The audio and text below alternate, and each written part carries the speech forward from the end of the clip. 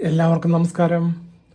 നമ്മുടെ എല്ലാം ജീവിതത്തിൽ നല്ല കാലവും മോശപ്പെട്ട കാലവും തീർച്ചയായിട്ടും ഉണ്ടാകും. അതായത് ഒരു നല്ല കാലമുണ്ടെങ്കിൽ അടുത്തത് മോശപ്പെട്ട കാലമായിരിക്കും. അതുപോലെ തന്നെ ഒരു മോശപ്പെട്ട കാലമുണ്ടെങ്കിൽ അത് നല്ല കാലത്തിലേക്കും വരും. അങ്ങനെയാണെങ്കിൽ പോലും ഈ കർക്കിടക മാസത്തിലെ കഷ്ടകാലം അത് ആ ജാതകനെ എടുത്തു കുടയുക തന്നെ ചെയ്യും എന്ന് തന്നെ ഉറപ്പിച്ചു പറയാൻ സാധിക്കും. അതെന്തുകൊണ്ടെന്നാൽ ജ്യോതിഷശാസ്ത്രപ്രകാരം ഇത് അടിവരയിട്ട് തന്നെ അതിൽ പറയുന്നുണ്ട്. നമ്മൾ ഇന്നലെ ചെയ്ത വീഡിയോയിൽ കർക്കിടക മാസത്തിൽ നല്ല കാലം ആരംഭിക്കാൻ പോകുന്ന ആ 12 നക്ഷത്രക്കാരെ കുറിച്ചിട്ടാണ് സംസാരിച്ചത്. അവർക്ക് രാശിപ്രകാരം ഇനിയുള്ള സമയങ്ങളിൽ വളരെയധികം നേട്ടങ്ങൾ വന്നു ചേരാനുള്ള യോഗമാണ് അപ്പോൾ അവിടെ കാണുന്നത്.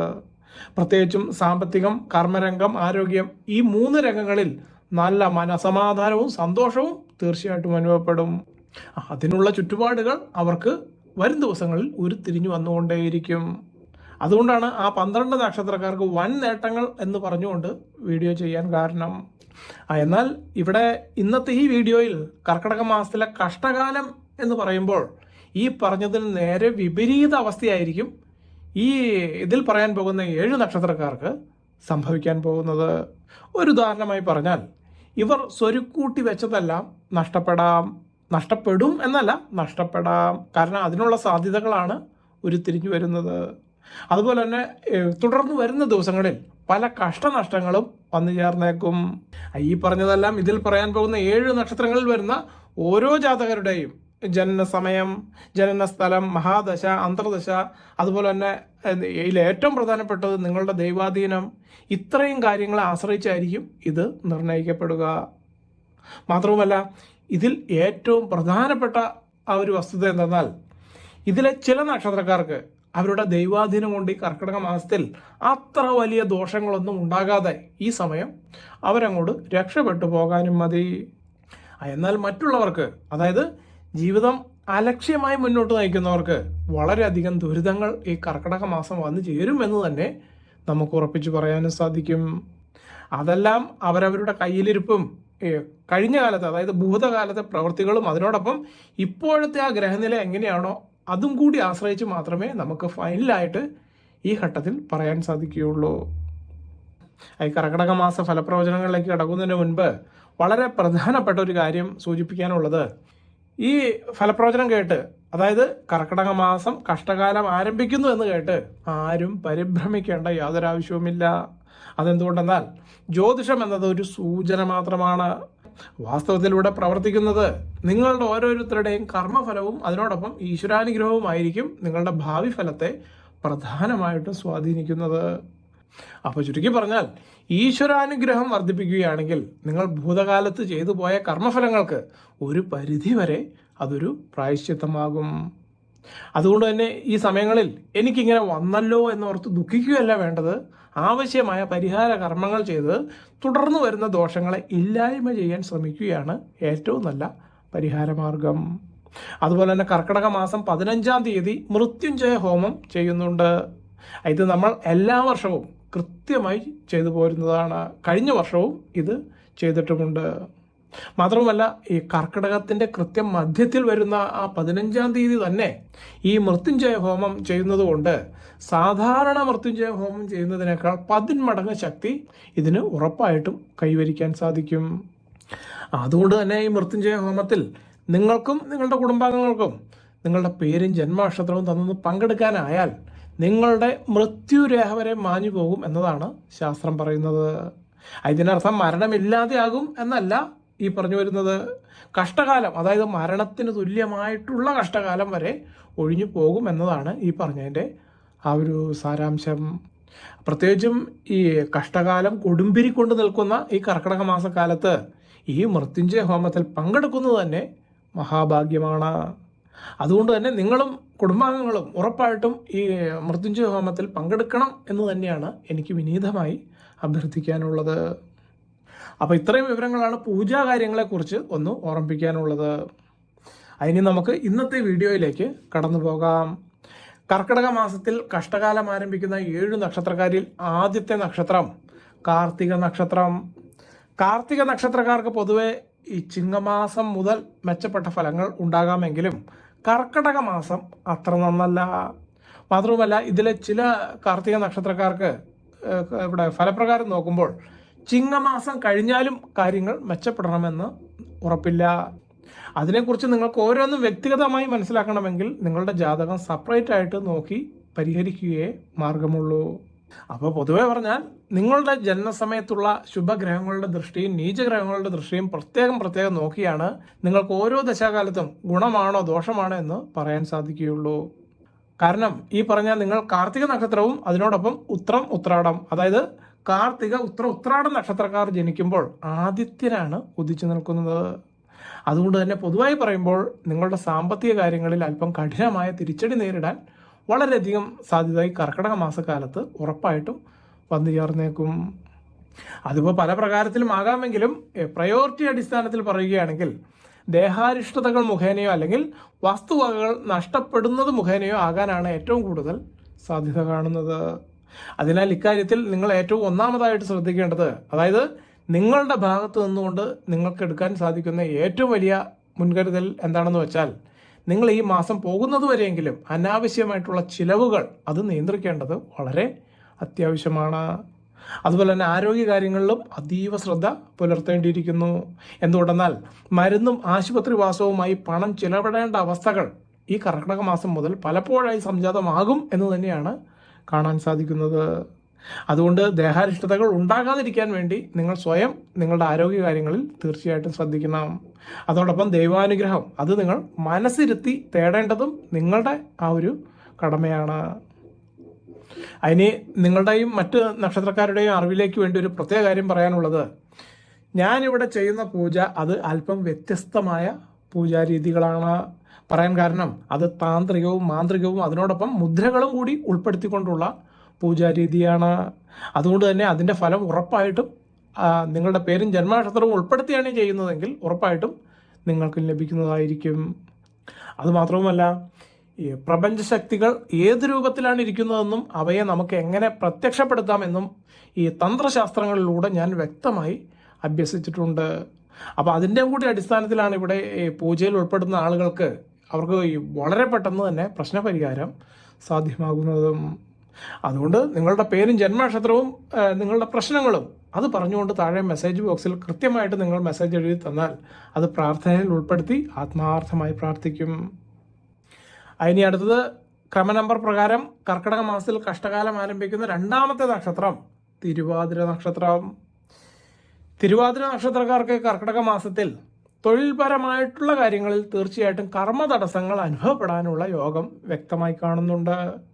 അവർ പക്ഷേ ഈ തടസ്സങ്ങൾ അത് നിങ്ങളെ സംബന്ധിച്ച് പുതിയ ചില ഉത്തരവാദിത്തങ്ങളോ അല്ലെങ്കിൽ ചില കെട്ടുപാടുകളോ അങ്ങനെയുള്ള രീതിയിലായിരിക്കും വന്നുപെടാൻ യോഗം കാണുന്നത്. അതായത് ഒഴിവാക്കാൻ പറ്റാത്ത രീതിയിലുള്ള എന്തെങ്കിലും കെട്ടുപാടുകൾ വന്നുപെട്ടേക്കാം. ഇത് മാനസിക സമ്മർദ്ദത്തിന് കാരണമായേക്കാം. ഇവിടെയെല്ലാം ക്ഷമയോട് കൂടിയിട്ടുള്ള സമീപനമാണ് നിങ്ങൾക്ക് ആവശ്യം. അല്ലെങ്കിൽ കയ്യിലിരിക്കുന്നതും പോകും, ഉത്തരത്തിൽ നിന്ന് എടുത്തതും ഒട്ടും കിട്ടിയതുമില്ല എന്ന ആ നാടൻ പഴഞ്ചൊല്ലിൽ പറയുന്നത് പോലെ സർവ്വതും നഷ്ടമാകാനുള്ള അവസ്ഥാവിശേഷങ്ങളും സംജാതമായേക്കും. ഇതെല്ലാം നിങ്ങൾ ഈ പ്രതിസന്ധിയെ എങ്ങനെ കൈകാര്യം ചെയ്ത് മുന്നോട്ട് പോകുന്നു എന്നതിനെ ആശ്രയിച്ചായിരിക്കും എന്ന് മാത്രമേ നമുക്ക് ഇപ്പോൾ ഈ ഘട്ടത്തിൽ പറയാൻ സാധിക്കുകയുള്ളൂ. പ്രത്യേകിച്ചും ഈ കർക്കിടക മാസത്തിലാണ് ഇത് കൂടുതൽ കാണുന്നതെങ്കിലും പിന്നീട് ചിങ്ങമാസം പകുതി വരെ ഇത് നീണ്ടു നിൽക്കാനും മതി. എന്നാൽ ഈശ്വരവിശ്വാസം കൈമുതലാക്കി നിങ്ങൾ മുന്നോട്ട് പോയാൽ അത്രയൊന്നും കഷ്ടപ്പാടുകൾ നിങ്ങൾക്ക് അനുഭവിക്കേണ്ടി വരില്ല. ഇനി അടുത്തത് ഈ കർക്കിടക മാസത്തിൽ കഷ്ടകാലം അരങ്ങേറുന്ന നക്ഷത്രക്കാരിൽ മൂന്നാമതായിട്ട് വരുന്ന നക്ഷത്രം പൂയൻ നക്ഷത്രം. പൂയൻ നക്ഷത്രക്കാർക്ക് കുടുംബപരമായ കാര്യങ്ങളിൽ ചില അസ്വാരസ്യങ്ങൾ ഉണ്ടാകാൻ വളരെയധികം സാധ്യത ഈ കർക്കിടക മാസത്തിൽ ഉരുത്തിരിഞ്ഞു വരുന്നതായിരിക്കും. പ്രത്യേകിച്ചും നിങ്ങളുടെ ആശയവിനിമയത്തിൽ നിന്നും നിങ്ങൾ അറിയാതെ തന്നെ അബദ്ധങ്ങൾ വന്ന് വീഴും എന്നാണ് കാണാൻ സാധിക്കുന്നത്. ഇത് കുടുംബത്തിൽ മാത്രമല്ല സമൂഹത്തിലും ജോലിസ്ഥലത്തും പല സന്ദർഭങ്ങളിലായും വന്നുപെട്ടേക്കാം. കാരണം ഇതെല്ലാം നിങ്ങൾ ഓരോരുത്തരും നിങ്ങളുടെ പരിസരവുമായി എങ്ങനെ ഇൻട്രാക്ട് ചെയ്യുന്നു എന്നതിനെ ആശ്രയിച്ചായിരിക്കും നിങ്ങളുടെ മുൻപിലേക്ക് വരുന്നത്. അതുകൊണ്ട് നിങ്ങൾ ഏറ്റവും അധികം ശ്രദ്ധിച്ചിരിക്കേണ്ടത്, പ്രത്യേകിച്ചും ഈ കർക്കിടക മാസക്കാലം കഴിയുന്നതുവരെയെങ്കിലും മറ്റാളുകളുമായിട്ടുള്ള പ്രധാന കാര്യങ്ങളിൽ ഈ ആശയവിനിമയങ്ങളൊക്കെ നടത്തുമ്പോൾ നല്ല ആത്മസംയമനം പാലിക്കേണ്ടതാണ്. അങ്ങനെയാകുമ്പോൾ നല്ലൊരു പരിധിവരെ നിങ്ങളെ നിയന്ത്രിക്കാൻ നിങ്ങൾക്ക് സ്വയം സാധിക്കുന്നതായിരിക്കും. പ്രത്യേകിച്ചും ഈ ഒന്ന് പറഞ്ഞ രണ്ടാം കൈക്ക് മുന്നും പിന്നും നോക്കാതെ അഭിപ്രായം പറയുകയോ അല്ലെങ്കിൽ എടുത്തു ചാടി പ്രവർത്തിക്കുകയോ തീരുമാനമെടുക്കുകയോ ചെയ്യാതിരുന്നാൽ മാത്രം മതി. പറയാൻ കാരണം, നിങ്ങൾ കൊടുത്തുപോയ വാഗ്ദാനം അല്ലെങ്കിൽ വാക്ക് പിന്നെ പാലിക്കാതിരുന്നാൽ അത് നിങ്ങൾക്ക് തന്നെ ബുദ്ധിമുട്ടായി തീരും. ഇനി അടുത്തത് കർക്കിടക മാസം കഷ്ടകാലം കൈവരിക്കാൻ പോകുന്ന 4ാമത്തെ നക്ഷത്രം മകൻ നക്ഷത്രം. മകൻ നക്ഷത്രക്കാർക്ക് ഈ യാത്രകളുമായി ബന്ധപ്പെട്ട ചില തടസ്സങ്ങളോ അല്ലെങ്കിൽ പുതിയ വെല്ലുവിളികളോ നേരിടേണ്ടി വരുന്നതായിട്ടുള്ള നിരവധി സാഹചര്യങ്ങൾ ഈ കർക്കിടക മാസത്തിൽ നിങ്ങളുടെ മുൻപിൽ വന്നു ചേർന്നേക്കും. അങ്ങനെയാണ് കാണുന്നത്. അതുകൊണ്ട് തന്നെ കൂട്ടുകെട്ടുകളിൽ നിങ്ങൾ വളരെയധികം ശ്രദ്ധിക്കണം. മാത്രവുമല്ല, ഈ കൂട്ടുകൂടി അസമയങ്ങളിലുള്ള യാത്ര ഒഴിവാക്കുകയാണ് ഏറ്റവും ഉചിതം. മറ്റൊന്നുകൂടി ഓർമ്മിപ്പിക്കാനുള്ളത്, അപരിചിതരുമായിട്ടുള്ള ആത്മബന്ധം അത് ഈ കർക്കിടക മാസത്തിൽ കഴിവതും ഒഴിവാക്കുകയാണ് നിങ്ങളെ സംബന്ധിച്ച് ഏറ്റവും ഉത്തമം. അപ്പോൾ ഇത്രയും കാര്യങ്ങൾ ശ്രദ്ധിച്ചാൽ ഏറെക്കുറെ പ്രശ്നങ്ങളിൽ നിന്നെല്ലാം നിങ്ങൾക്ക് ഒഴിഞ്ഞു മാറി നിൽക്കാൻ ഉറപ്പായിട്ടും സാധിക്കും. അതിനോടൊപ്പം തന്നെ ഒരു കാര്യം കൂടി ചേർത്ത് പറയാനുള്ളത്, അനാവശ്യ സാഹസങ്ങൾ ഒഴിവാക്കുന്നതായിരിക്കും ഏറ്റവും ഉചിതം.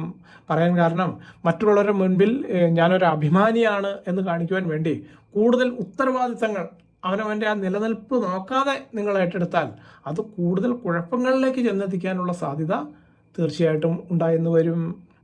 അപ്പോൾ ഇത്രയും കാര്യങ്ങളാണ് നിങ്ങൾ മകൻ നക്ഷത്രക്കാർ ശ്രദ്ധിക്കേണ്ടത്. ഇനി അടുത്തതായിട്ട് കർക്കിടക മാസത്തിൽ കഷ്ടകാലം വിരുന്നു വരുന്ന 5ാമത്തെ നക്ഷത്രം പൂരം നക്ഷത്രം. പൂരം നക്ഷത്രക്കാർ ഈ കർക്കിടക മാസത്തിൽ ആരോഗ്യപരമായ കാര്യങ്ങളിൽ നിങ്ങൾ കൂടുതൽ ശ്രദ്ധ പുലർത്തേണ്ടിയിരിക്കുന്നു. അതെന്തുകൊണ്ടെന്നാൽ അപ്രതീക്ഷിത രോഗങ്ങൾ വരാനുള്ള വളരെയധികം സാധ്യത ഇതിൽ കാണുന്നുണ്ട്. അതുപോലെ തന്നെ നിങ്ങളുടെ സാമ്പത്തിക കാര്യങ്ങളിലും ശ്രദ്ധ വളരെ അത്യാവശ്യമുള്ള ഒരു സമയമാണ്, അല്ലെങ്കിൽ അങ്ങനെയുള്ളൊരു കാലഘട്ടമാണ് ഈ പറഞ്ഞ കർക്കിടക മാസക്കാലം. ഇത് ഇത്ര കൃത്യമായി പറയാൻ കാരണം, കുടുംബത്തിലോ അല്ലെങ്കിൽ യാത്രാവേളകളിലോ തസ്കര ശല്യം ഉണ്ടാകാൻ ഏറ്റവും കൂടുതൽ സാധ്യതയുള്ളൊരു കാലഘട്ടമാണ് ഈ പറഞ്ഞ സമയം. ഇത് കർക്കിടക മാസം മാത്രമല്ല, അതിനെ തുടർന്ന് വരുന്ന ചിങ്ങമാസവും ഇത് വ്യക്തമായി തന്നെ ഫലത്തിൽ കാണുന്നുണ്ട്. അതുകൊണ്ട് തന്നെ ഈ പറഞ്ഞ തസ്കര വിഷയത്തിൽ നിങ്ങൾ ശ്രദ്ധിച്ചില്ലെങ്കിൽ നിങ്ങൾ കഷ്ടപ്പെട്ട്, അതായത് അധ്വാനിച്ച് സമ്പാദിച്ച് നിങ്ങളുടെ വിലപിടിപ്പുള്ള ഉരുപ്പടികൾ അത് നഷ്ടപ്പെട്ടു പോകാൻ ഒരു പക്ഷേ കാരണമായേക്കാം. അതിന് അടുത്തതായിട്ട് ഈ കർക്കിടക മാസത്തിൽ കഷ്ടകാലം വന്നു ചേരുന്ന 6ാമത്തെ നക്ഷത്രമായിട്ട് രാശിഫലത്തിൽ കാണാൻ സാധിച്ചത് മൂലം നക്ഷത്രം. മൂലം നക്ഷത്രക്കാർക്ക് മാനസികമായിട്ടുള്ള ചില ബുദ്ധിമുട്ടുകൾക്കാണ് ഏറ്റവും കൂടുതൽ സാധ്യത കാണുന്നത്.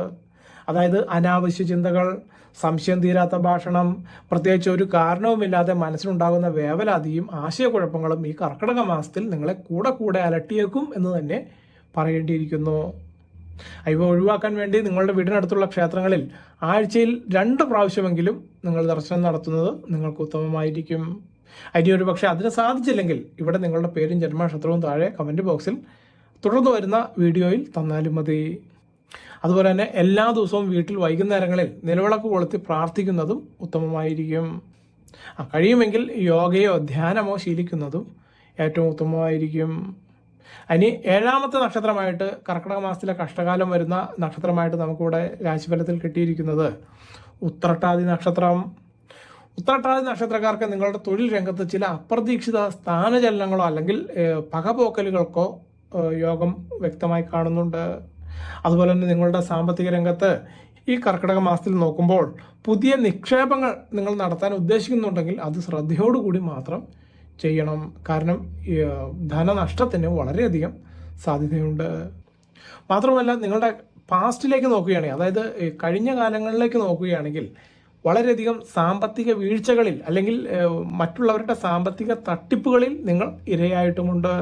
അതുകൊണ്ട് തന്നെ സാമ്പത്തിക കാര്യങ്ങൾ ശ്രദ്ധിച്ച് കൈകാര്യം ചെയ്യുക. അതിന് അടുത്തതായിട്ട് ഈ 7 നക്ഷത്രക്കാരിൽ പെടുന്നവർക്കുള്ള പരിഹാര മാർഗങ്ങൾ ഇവിടെ പറയാനുള്ളത്, കർക്കിടക മാസത്തിൽ നിങ്ങളുടെ ഇഷ്ടദൈവം ഏതോ ആ ദൈവത്തെ പ്രാർത്ഥിക്കുന്നതിനോടൊപ്പം ശിവക്ഷേത്രങ്ങളിലും ദേവീക്ഷേത്രങ്ങളിലും ദർശനം നടത്തുന്നത് അത്യുത്തമമായിരിക്കും. അതുപോലെ തന്നെ ഈ കർക്കിടക മാസം പ്രത്യേകിച്ചും രാമായണത്തിന് വളരെയധികം പ്രാധാന്യം കൊടുക്കുന്നത് കൊണ്ട് തന്നെ നിങ്ങളുടെ വീടുകളിൽ രാമായണ പാരായണം ചെയ്യുന്നത്, അതായത് എല്ലാ ദിവസവും പാരായണം ചെയ്യുന്നത് എല്ലാവിധ ദോഷങ്ങളെയും നല്ലൊരു പരിധിവരെ അകറ്റി നിർത്താൻ നിങ്ങളെ സഹായിക്കുന്നതായിരിക്കും. അതുപോലെ തന്നെ സൂര്യ നമസ്കാരം, എല്ലാ ദിവസവും രാവിലെ സൂര്യ നമസ്കാരം ചെയ്യുന്നത് ഈ കർക്കിടക മാസത്തിൽ വളരെയധികം ആരോഗ്യ സംരക്ഷണത്തിന് ഏറ്റവും കൂടുതൽ ഗുണം ചെയ്യുന്ന ഒന്നാണ്.